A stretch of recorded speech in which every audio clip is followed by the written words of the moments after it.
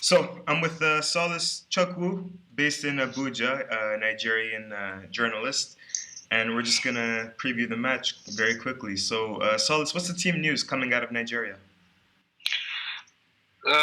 Well, in team news, basically the team that Genoro has picked is pretty much it, apart from the injuries to Kali Keme and the withdrawal from Tyrone Ebuehi. The rest of the team is pretty much set, and reports we're getting is that within the hour, a couple of them have already started reporting to camp. Yeah. So, what's the deal? Carla Keme, he's pulled out with what kind of injury? It's the back injury I hear. And he's been very Yes, important to Nigeria, right? He started the last two matches. He's been playing well with Wolves. yes, he has. He kind of came into the team when following Enyama's decision to retire abruptly. So there were some doubts about him, but he's acquitted himself very very well so far. And I saw that the last two matches we've played two local players at right back. Am I correct in saying that? No, they're Musa not Mohammed. local, really. Musa Mohammed is in Turkey. He's with Istanbul Basaksehir, Okay, though okay. he hasn't been playing very regularly. And Wilfred Ndidi played the last game at right back, though he's not an actual right back, but he filled in there. He's in Belgium with Genk. And is that why they wanted to bring in someone like Tyrone Ebuehi? Yes, and it was never particularly certain that Eboyi would play. He's very young. He's only just finding his feet. So I think Eboyi coming in was more of with a view to the long term, just for Ro to evaluate him at close quarters. Right. So then, who are you expecting to start at right back? It's a tough one, really. We might see Musa Mohammed start, though Raw has been making a lot of noises in the media about his lack of game time with Turkey. But I think right now he is probably the most likely shot. The alternative is Shehu Abdullahi, who also isn't a right back but played there for Nigeria at the Olympics. So he's an alternative, but he might be needed in defensive midfield anyway. Great. And can you just run up the rest of the starting 11 for us? Will it be Troost and Balogun and Troost Kong and Balogun in central defense? Yes, it'll probably very likely be them, barring any late fitness concerns. It'll be both of them. Echejile at left back. The captain of the team, Mikel, and Onazi probably. Though Onazi recently his form hasn't been great, but I guess he kind of has an understanding with Mikel Obi that Genoro won't want to interrupt. Iheanacho behind the striker. He will be on the left. Probably Victor Moses will come back on the right. That seems the most likely thing. Up front is where there's a bit of bit of confusion. Might be Igalo, might be Brownie Day, who started the last game. Yeah. So But Kelechi Iheanacho will start, right? Yes, he'll start behind the striker. Okay. As a number 10. Okay. Yes. And then exactly as a number 9, we're not sure yet. You said it might be Igalo, might be Ide. Brownie Day. Yeah. Okay. Good.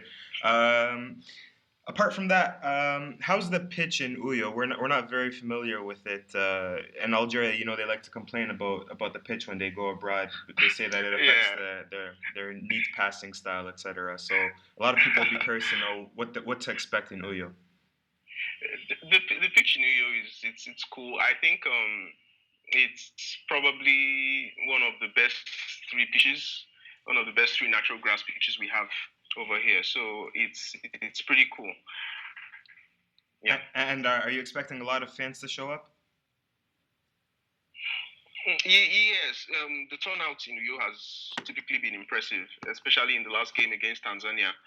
The turnout was good, so yeah, you can expect a good turnout of fans. And what about the temperature? Is it hot in Nigeria right now? It depends. In Uyo, Nigeria is really big. Really big, yeah.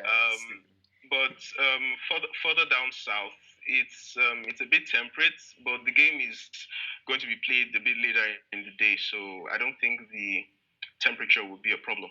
Right. And can you just tell us about Gernaro? I mean, he's been in charge now for 2 matches, if I'm not mistaken.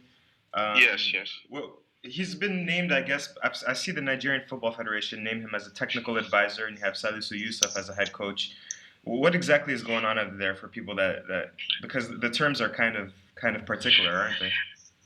Yes, it's. I wouldn't put too much I wouldn't put too much stock in the particulars of the the nomenclature. It's basically Genoro is the chief coach and Salis Yusuf is his assistant. That's basically what it is. Okay, and you guys have been playing. As for what they are called, that's just the NFF doing what they like to do. Yeah, okay. Yeah. And have you Yeah. been okay with tactically so far? Have you been pleased with it? How he's been managing the players as well? Yeah, I think what's been most impressive about Genoro is he seems to be really particular about letting the team express itself in the attacking third. We didn't always have that. I mean, Sunday Ulisse was in charge before, and he was a bit more restrictive. He wanted more mechanical movements, but Ro is more wants them to express themselves a bit more. So I guess it remains to be seen whether that's good for the rest of the team in terms of structure.